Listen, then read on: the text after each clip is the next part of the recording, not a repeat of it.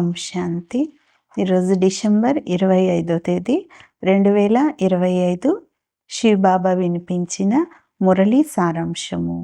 మధురమైన పిల్లలు, మీరు చాలా సమయం తర్వాత మళ్ళీ తండ్రిని కలుసుకున్నారు కనుక మీరు చాలా చాలా అపురూపమైన పిల్లలు అంటున్నారు బాబా.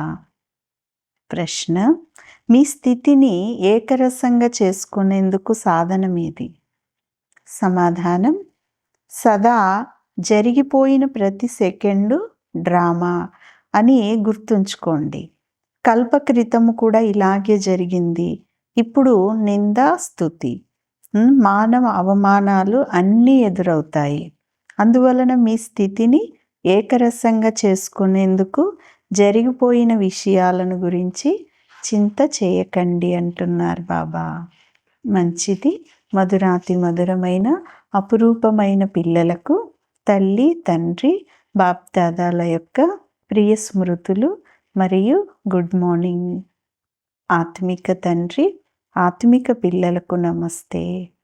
ఆత్మిక పిల్లలు ఆత్మిక తల్లి, తండ్రికి ప్రియ స్మృతులు, గుడ్ మార్నింగ్ మరియు నమస్తే నమస్తే. ధారణ కొరకు ముఖ్యమైన సారం.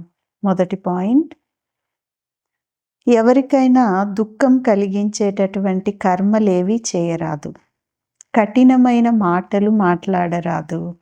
పాలు పంచదార వలె చాలా చాలా కలిసిమెలిసి ఉండాలి అంటున్నారు బాబా. రెండవ పాయింట్: ఏ దేహదారిని స్తుతి చేయరాదు, అంటే మహిమ చేయరాదు. మనల్ని చదివించేది శివ్ బాబా అని బుద్ధిలో ఉండాలి. వారినొక్కరినే మహిమ చేయాలి, ఆత్మిక సేవాదారులుగా అవ్వాలి అంటున్నారు బాబా.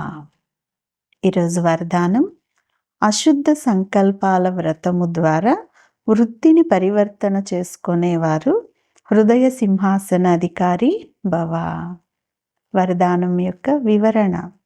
బాప్దాదా హృదయ సింహాసనము ఎంత పవిత్రమైనదంటే ఈ సింహాసనం పైన సదా పవిత్రమైన ఆత్మలే కూర్చోగలరు. ఎవరి సంకల్పంలో అపవిత్రత లేక అమర్యాద అనేది వచ్చేస్తుందో వారి హృదయ సింహాసనానికి బదులుగా దిగే కళలోకి వచ్చేస్తారు. అందువలన మొదట శుద్ధ సంకల్పాల వ్రతము ద్వారా భవిష్య జీవితం అనే సృష్టి మారిపోతుంది. శుద్ధ సంకల్పాలు మరియు దృఢ సంకల్పము యొక్క వ్రతము యొక్క ప్రత్యక్ష ఫలమే సదాకాలం కొరకు బాప్దాదా హృదయ సింహాసన అధికారులుగా అవ్వటం. స్లోగన్: ఎక్కడైతే సర్వశక్తులు జతలో ఉంటాయో అక్కడ నిర్విఘ్న సఫలత అనేది ఉండనే ఉంటుంది అంటున్నారు బాబా. మంచిది. ఓం శాంతి.